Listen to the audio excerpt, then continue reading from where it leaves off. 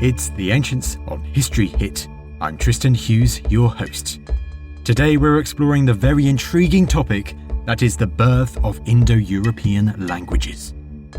Long before the beginning of writing, there was a connection between the prehistoric East and West, a connection established through their languages. Because ancient languages that varied from Celtic to Latin to Sanskrit shared the same complex language family tree. It's known as Indo-European. Most fascinating of all is the common ancestor ancient language that they presumably all derived from thousands of years ago, a mysterious language that is labelled as Proto-Indo-European. This origin story is what we're going to explore today. Now, this is a field that mixes together linguistics, archaeology, and DNA, and it's a tale that features various prehistoric peoples that lived around the Black Sea and on the Great Steppe, peoples such as the Varna and the Yamna. It is quite extraordinary. Much of this topic is still shrouded in mystery, but to explain what is known and what has been theorised so far, well, I was delighted to interview the science journalist Laura Spinney. Laura has just written a new book called Proto, which is all about the birth of Indo-European languages and how they came to be spoken by nearly half of humanity. So let's get into it. Laura, it is a pleasure to have you on the podcast today. Thank you very much for inviting me. Delighted to be here. This is quite a topic. I mean, for me, from a historic background, not really a scientific background, I must admit, Indo-European languages and Proto-Indo-Europeans, this is something I know very little about, but I'm excited to learn more. First of all, what are we talking about when we talk about Indo-Europeans and the Indo-European language family? I mean, Indo-European is essentially a linguistic term, so it refers to this family of languages. Strictly speaking, we shouldn't talk about Indo-Europeans because that implies there was a group of people with that identity. Whereas what we're talking about is people speaking a language, so it could have been people of many different ethnicities. In fact, it was, and many different cultures. And it's important to make that clear because the categories have been blurred and abused, for example, by Nazis in the 20th century. So we'll clear that up from the start. It's a massive term, isn't it? I mean, how massive are we talking? How many language families and what families and branches are we talking about that can be incorporated under this great umbrella term that is Indo-European? Yeah. Okay. So it's called Indo-European because it spanned initially languages from India, from the subcontinent, to the west of Europe. Today, they're spoken on every inhabited continent. They're spoken as a first language. So that's not even including people who speak it as a second or subsequent language, by a first language by 46% of humanity. So 3.2 billion people. So it's by far the largest language family in the world. We think there are about 140 language families in the world. And there are 12 main branches. I'll list them quickly. The Iranic languages, the Indic languages, Greek, Armenian, Albanian, Baltic Slavic, Italic, Germanic, Celtic, and I don't think I've missed any out, or have I? Perhaps I have. Tocharian and Anatolian. Sorry, those are the two that are dead. Okay. Well, I think you can get excused then. I mean, it's quite a massive amount and huge periods of time, and I'm guessing, is that one of the most fascinating things about it, is that you can look at maybe Latin or something like that, the Roman language of the ancient Romans, and maybe languages in ancient India, Sanskrit and so on. And can you see with certain words or meanings of certain words that there are clear similarities between the two? Absolutely. There's hundreds and hundreds and hundreds of examples. The one I actually opened the book with, because I think it's very striking, is the Sanskrit term Dyau Pita, which literally meant sky father, or we would say father sky, English speakers. And it was the highest god in the ancient Indian pantheon. But it was also essentially the name of the highest god in the Roman pantheon, because if you think about it, Jupiter, Oh, yes. It comes from the same original term meaning sky father, obviously became Jupiter. For the ancient Greeks, their supreme deity was Theos Pater, shortened to Theos, or we would say Zeus. So all of these languages at very distant points on the Eurasian landmass shared the same name and the same divinity. And that can't be a coincidence. And that's what I set out to explain in the book. So often we can sometimes these different parts of the ancient world into almost kind of different boxes and think that they're in different spheres. And although we know there is absolutely interaction through trade and so on between them, you sometimes can often separate them. Say we're going to be talking about Rome or we're going to talk about India.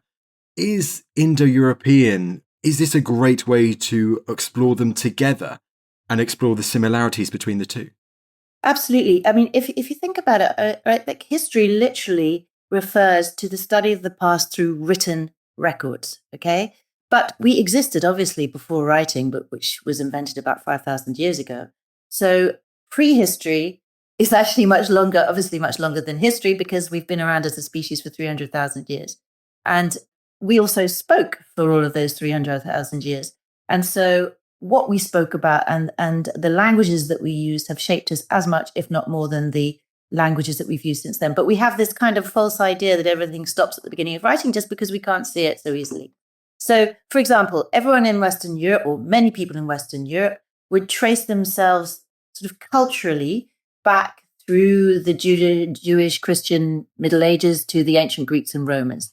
Whereas in the subcontinent and Persia and India, they would trace themselves back perhaps to the gods of the ancient Indian and Hindu scriptures or the writings of Zarathustra. But what I'm saying is that prior to those very early writings, there's a layer that links both East and West. And you can see it in the very oldest literatures. You can see that many, for example, the mythological motifs and tropes are very, very similar to the extent that it can't really be coincidental. So the mythological stories as well. And I guess when you're looking at the earliest scriptures, even religious texts as well as kind of historical texts, is that where you see the similarities in both types of forms? So if you take, for example, the Rig Veda, which is the most ancient Indian text, and the epics of Homer in Greece, you see many of that, not just the same sort of story motifs, but also the stories told in the same poetic formulae and often the same words. You mentioned those different groups that belong to Indo-European, but are there any languages in Europe that don't derive from Indo-European languages? Yes. First of all, and famously, there's Basque in the Basque country between France and Spain. That is currently considered to be much older than the Indo-European languages. So the idea is that it's a relic of the languages that were brought about 8,000 years ago, rather than about 5,000 years ago, which is when we think the Indo-European languages came. And it was probably brought originally by the farmers who expanded out of Anatolia and the Fertile Crescent with the Neolithic Revolution after about 8,000 years ago, came into Europe. And Basque is spoken still today in that sort of mountain kingdom of the Pyrenees between France and Spain. And that geography and that topography is probably part of the reason why it's managed to survive. But that's not the only one. There's also, for example, the Finnic languages, Finnish and Estonian, which belong to the Uralic language family, as does Hungarian, though in a different branch, and the Sami languages of the far north of the Arctic Circle, traditionally of reindeer herders. Those are Uralic languages. So, but if you were to go back, say, to 500 BC, let's say 2,500 years ago, you'd see a very different language landscape in Europe, and you see a much richer mix of Indo-European and Indo-European languages, just to say that the landscape has constantly evolved and is very different at different points in history and prehistory. You often see with terms about languages and having different groups, I mean, you see terms like branches and different trees of languages. With using terminology like that with Indo-European languages, does it oversimplify it a little? How should we be approaching this? Yeah, you're absolutely right. It's definitely a simplification. So maybe I should start by saying that languages evolve all the time, and they evolve by descent in a sort of similar way to families in genetics, in that you can trace a descendant language back to its ancestor. You can see the similarities in how it's evolved over time. There are certain so-called sound laws which sort of govern that evolutionary process. But they also change, unlike people, unlike biology and genes, they change by horizontal borrowing. So languages, for example, loan words to each other all the time, and they also loan sounds and grammatical structures and all sorts of other aspects of language. So there are these two main mechanisms, horizontal borrowing and vertical descent. Now, when you think about a family tree, that's only capturing the vertical aspect, the sort of familial genetic descent aspect of language evolution. So in that sense, it's a massive simplification. But there clearly are descent aspects to language evolution. I mean, we talked about Jiaopita, the term for father sky. You can see very clearly that there's a familial relationship between those terms, and there are certain sound laws that control that relationship. So the tree also simplifies things in the sense that it will show you crisp branchings between languages. But language, the definition of a language, as we know, is very troubled because it's partly political. As Max Weinreich famously said, a language is a dialect with an army and a navy. And there's some truth in that. There's a political aspect to the definition of a language. So the tree is very much a simplification. And like any model in mathematics or science, it's useful, but it's not the whole story. And we have to bear that in mind because it's too easy to jump on that and think that explains everything when it certainly doesn't.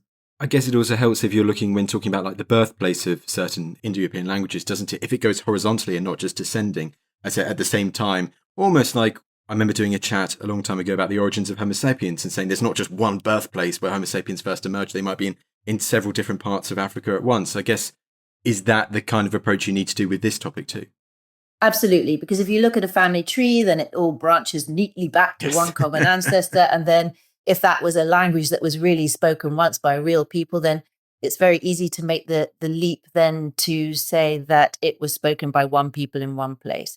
I think that linguists and everybody who's interested in this question is very quick today to say, no, that's not true. And you can see why very easily, if I give you a couple of examples. In Australia, amongst Indigenous Australians, hundreds of different languages are spoken, but those people generally tend to consider themselves as ethnically quite similar. So there's one or a few ethnicities related with a huge and rich spectrum of languages. Take the other extreme, you've got English. English is a language that is spoken by a dazzling array of people of different ethnicities and cultures. So there's clearly no one-to-one mapping of language, culture, and genetics. And that's why it's complicated and a very contentious point and discussed for over 200 years to say that there was a birthplace for these languages. We have to be clear what we're talking about. It's not one people, one place. It's probably a variety of people speaking this one language. One last overarching question before we delve more into it. There are so many different terms that are used for these languages. You've got Proto-Indo-European, Indo-European. How do you approach this subject? What do you use? It's a really important question because, of course, we don't know what those people call their own languages. The naming of these languages is complicated. People don't agree. I have used in my book Proto-Indo-European to refer to the language that gave rise to all the modern Indo-European languages, because that is the name given to the one that most is known about, that has been most reconstructed and so on.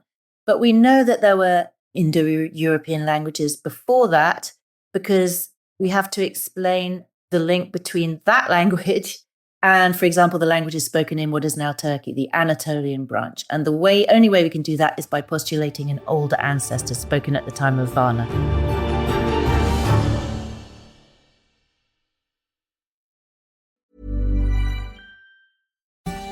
In a world where swords were sharp and hygiene was actually probably better than you think it is, two fearless historians, me, Matt Lewis, and me, Dr. Eleanor Yamna, dive headfirst into the mud, blood, and very strange customs of the Middle Ages. So for plagues, crusades, and Viking raids, and plenty of other things that don't rhyme, subscribe to Gone Medieval from History Hit wherever you get your podcasts.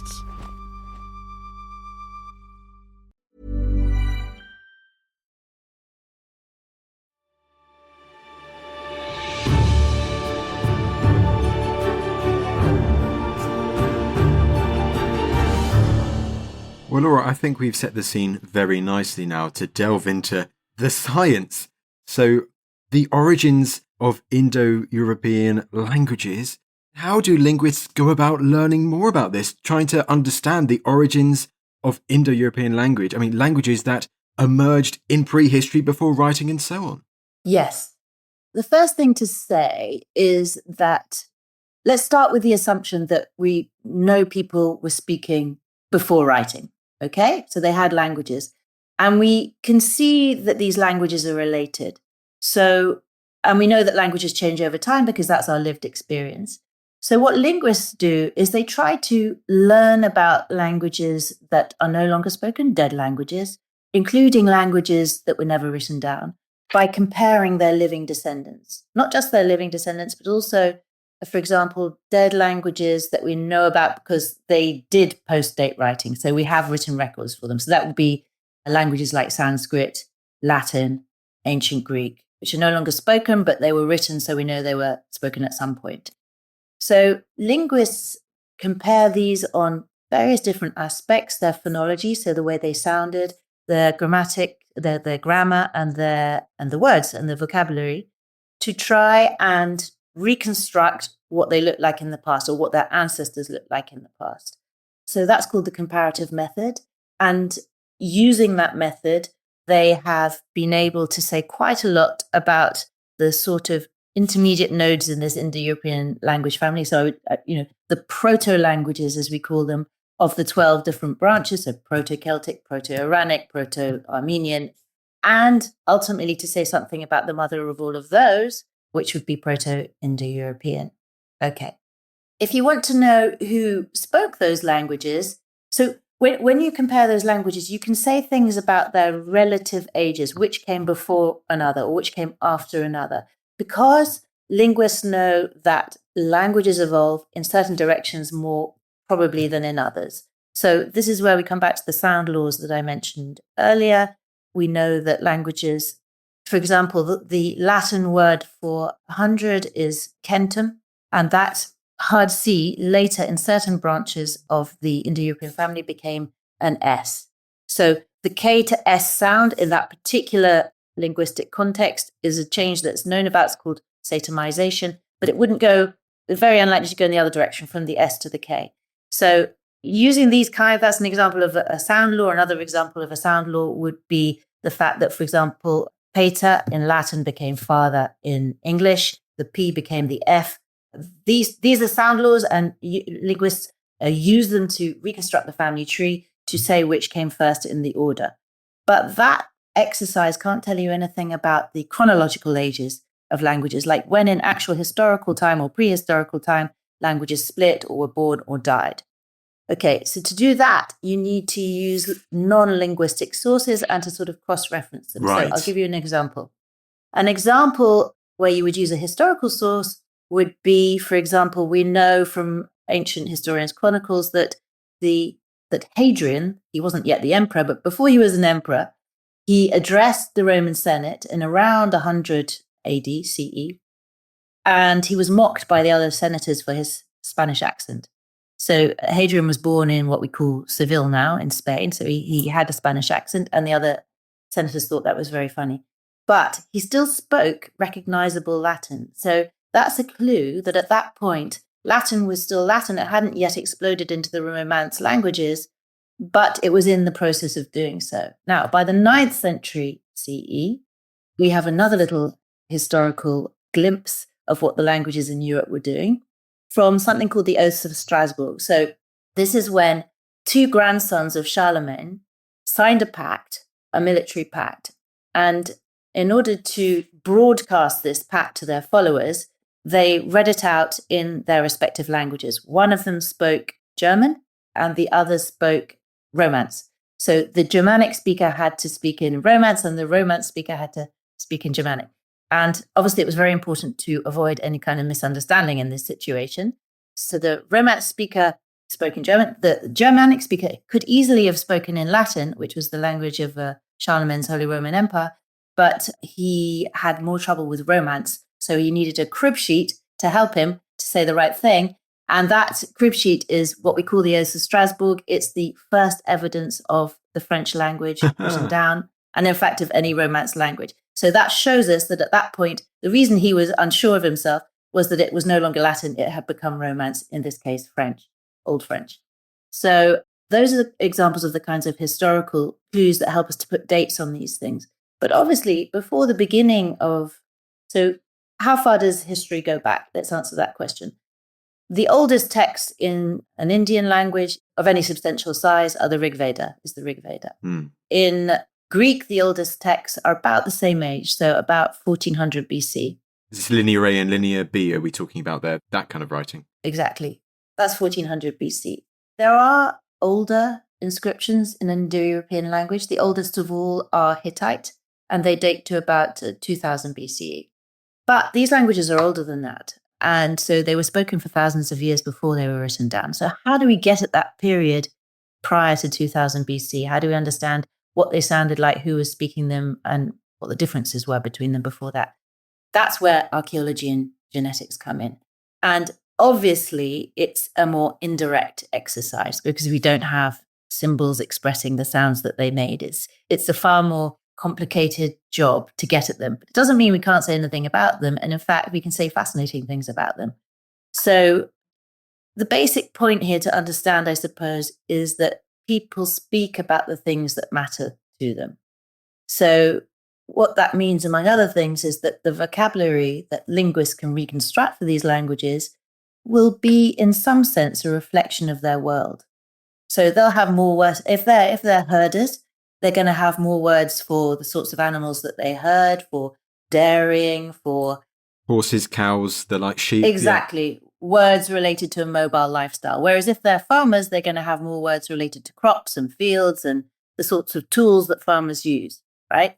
So that's a simple way in which we can tell things. So about who they were and how they lived. So archaeologists can also tell that kind of thing about those people, obviously. They can date things using radiocarbon dating. So they can say, let's say, 5,000 years ago, there was a culture on the steppe north of the Black Sea who were mobile pastoralists. They kept sheep and goats. They may have ridden horses, and they also had dogs.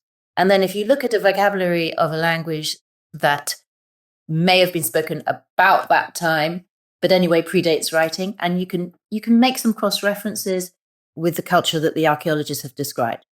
The genetics comes in for essentially for 100 or more years of the exercise of trying to understand the Indo-European languages. It was linguists and archaeologists alone trying to reconstruct this picture.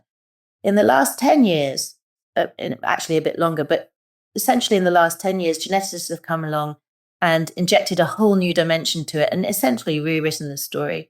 Because what they've allowed us to do, especially with ancient DNA, is to track prehistoric people through space. So we can now see where they've moved, and we can see the links literally in the form of people between archaeological cultures. So we can see where people travel to. And when people move, we know they carry their languages. So it's another piece of evidence in the puzzle, if you like. People don't always keep their languages when they move. Sometimes they give them up and learn the language of the people who are in the place where they go to. But they definitely carry it for a while.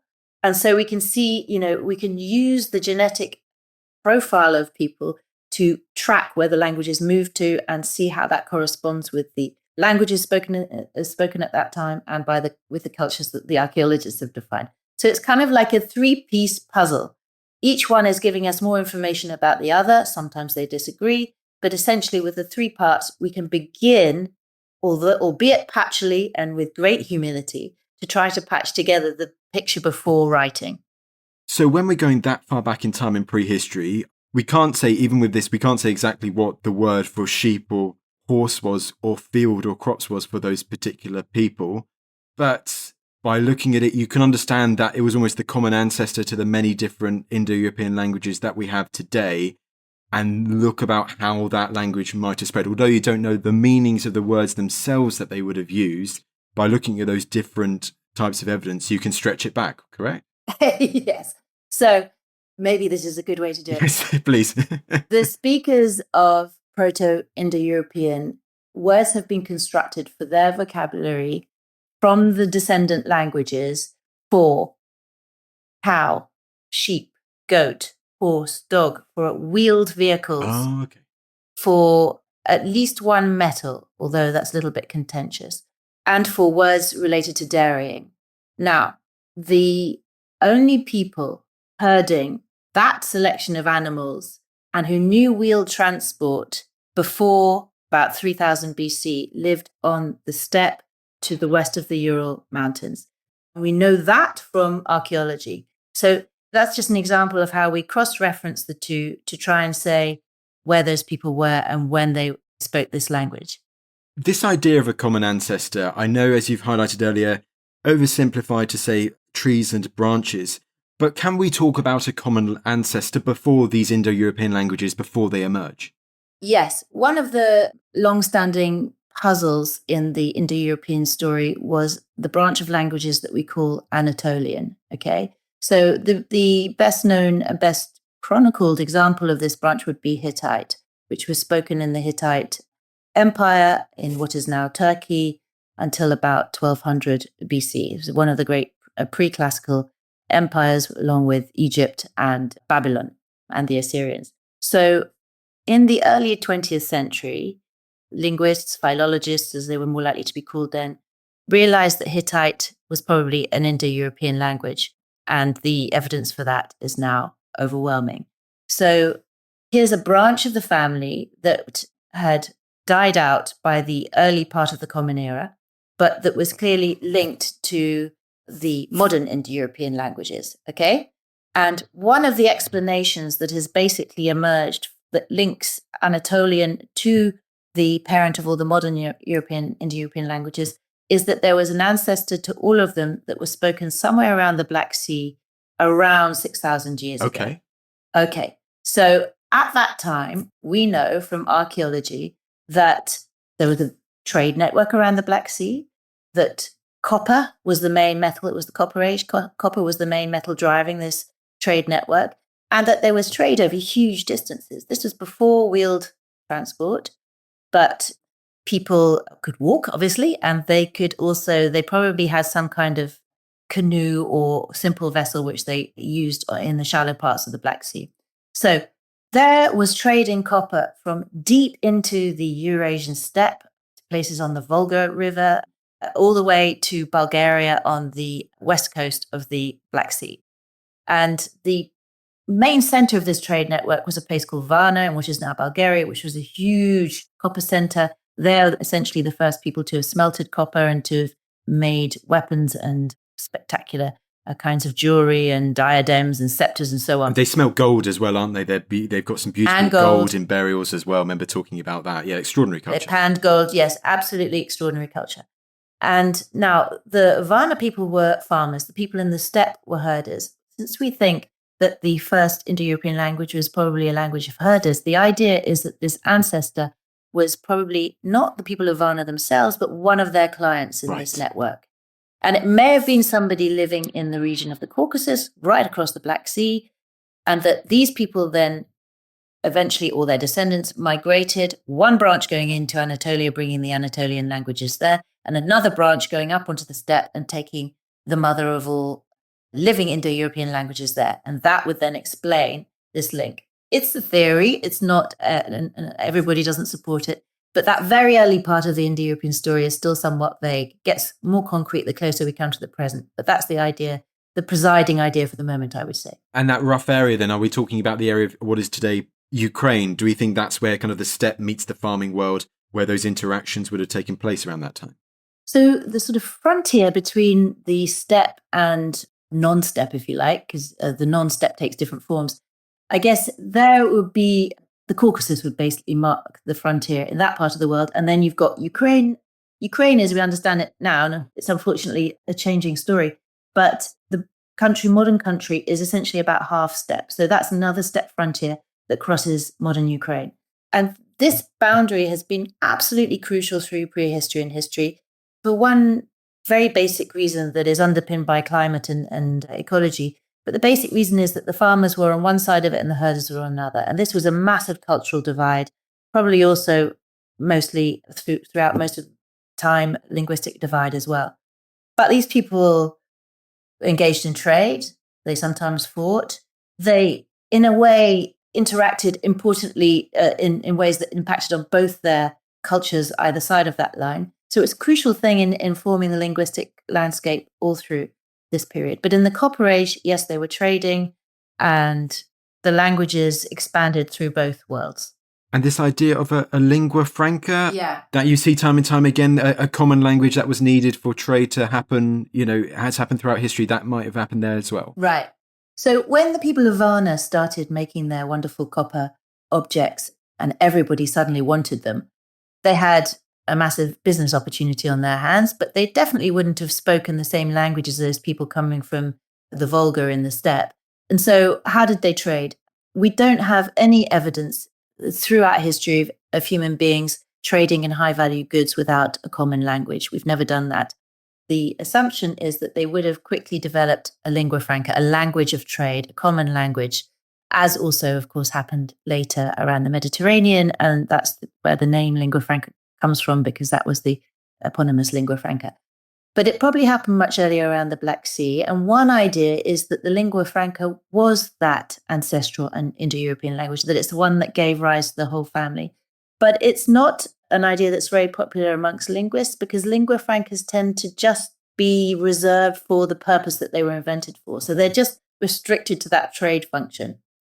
And they live alongside the native languages of the people in the network. So it's not necessarily a recipe for world domination. It doesn't replace other languages. It's very much tied to the function for which it was developed. So a kind of more popular idea, certainly amongst linguists, I would say, is that the original Indo-European language was probably spoken by one of the clients of Varna in that network. And there's another reason for thinking that, which is that the people of Varna were essentially farmers. They were on the sort of more temperate forest side of that non-steppe boundary, whereas Proto-Indo-European and its earlier incarnation were languages, we think, of herders. So more likely to come from a different biome, a different ecological environment. And so may have come from across the sea somewhere in the Caucasus region. One of the ideas is that it came just from the north of the Caucasus and what's now southern Russia. But another is that it came from the Armenian highlands just to the south.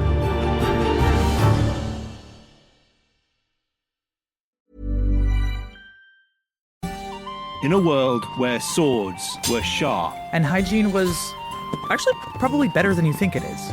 Two fearless historians, me, Matt Lewis, and me, Dr. Eleanor Yanaga, dive headfirst into the mud, blood, and very strange customs of the Middle Ages. so for plagues, crusades, and Viking raids, and plenty of other things that don't rhyme, subscribe to Gone Medieval from History Hit wherever you get your podcasts.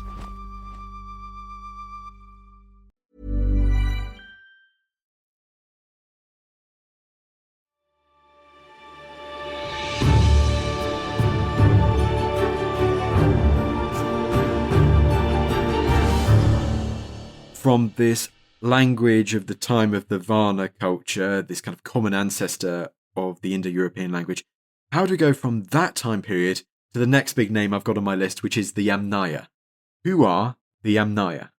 So the Yamnaya are this culture who arise on the steppes north of the Black Sea at about 3,500 BCE, so 5,500 years ago.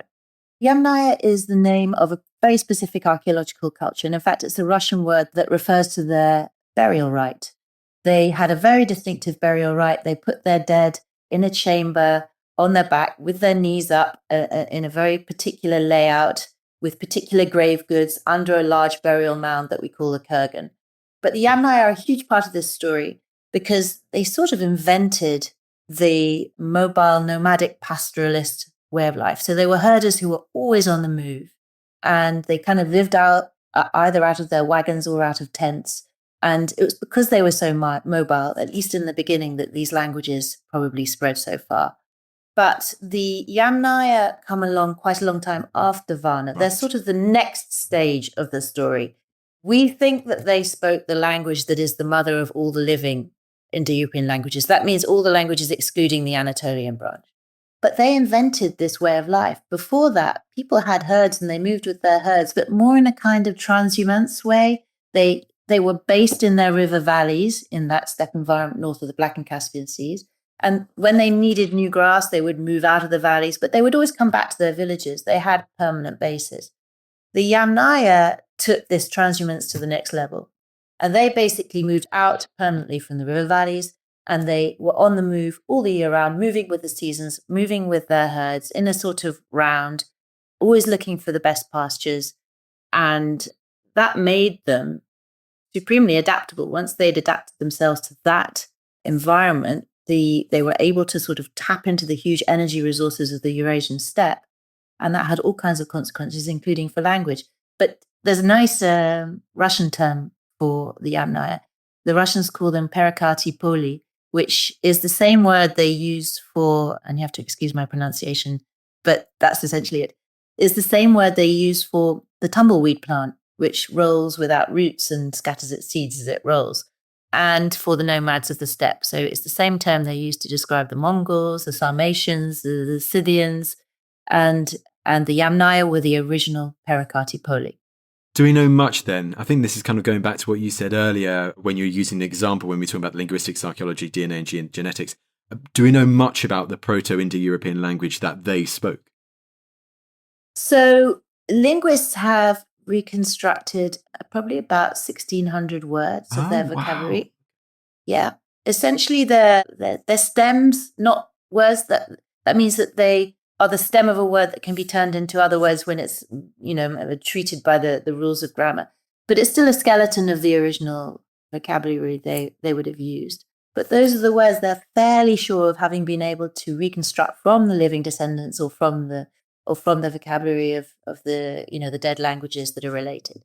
And it's enough to say a little bit about the world that those people inhabited, even about their social norms, the way they organized their families, the way they, for example, we know that it was a patriarchal society. We know that it was a patrilocal society, meaning that the women moved into their husbands' houses at marriage. Why do we know that? We know that because, for example, there are many words for a woman's in-laws in the reconstructed vocabulary, but none for a man's in-laws, which would make sense if the woman moves into the man's household upon marriage.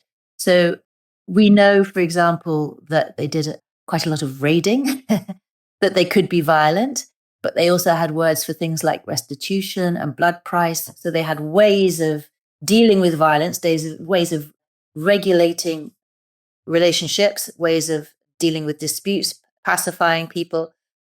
And we can see all that from this reconstructed vocabulary. So we can tell quite a lot about the world that they inhabited, not the full picture, but aspects of that world from the vocabulary.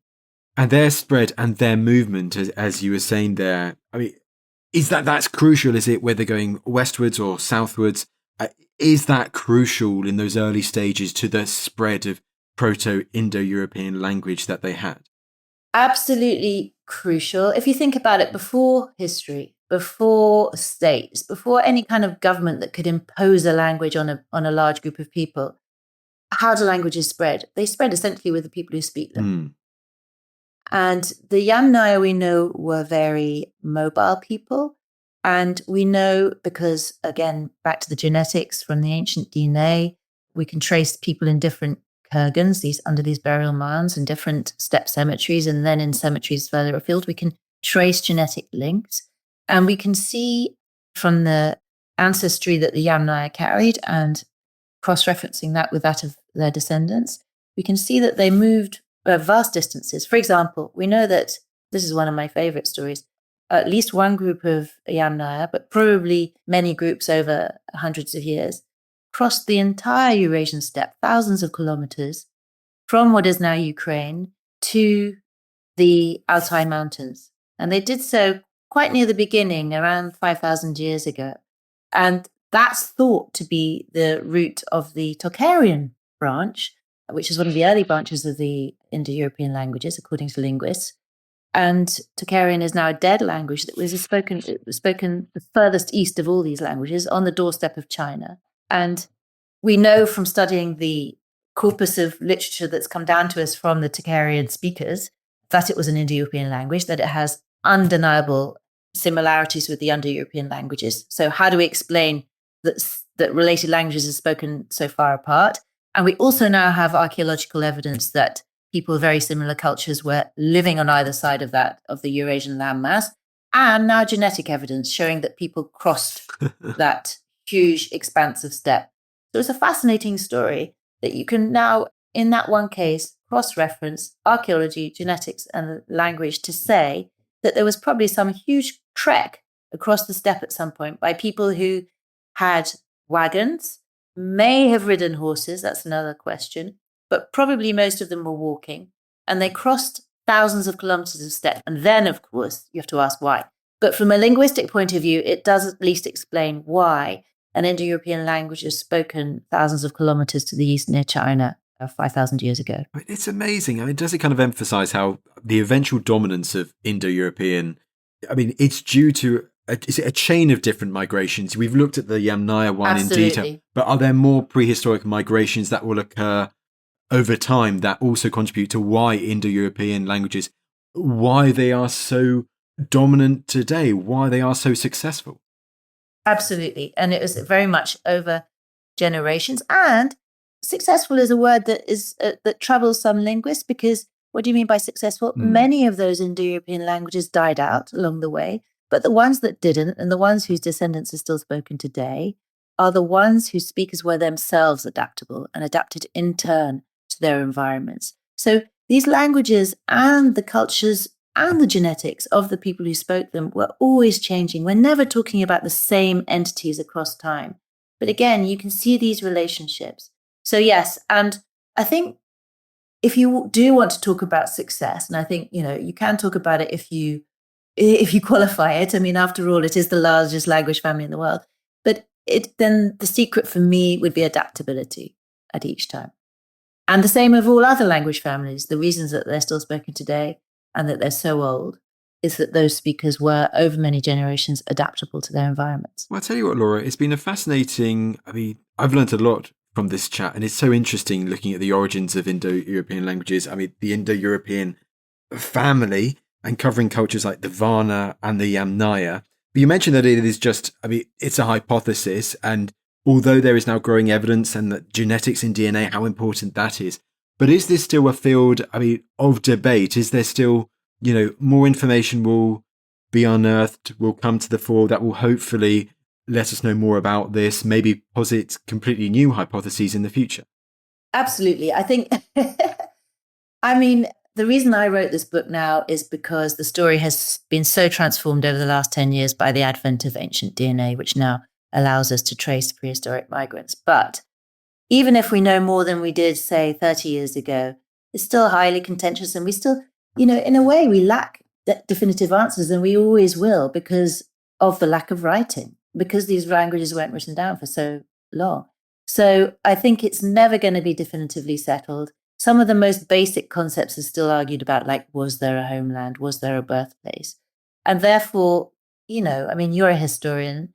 History is rewritten for every generation. And if history is rewritten for every generation, then prehistory many times more, because it's that less tangible, that less accessible.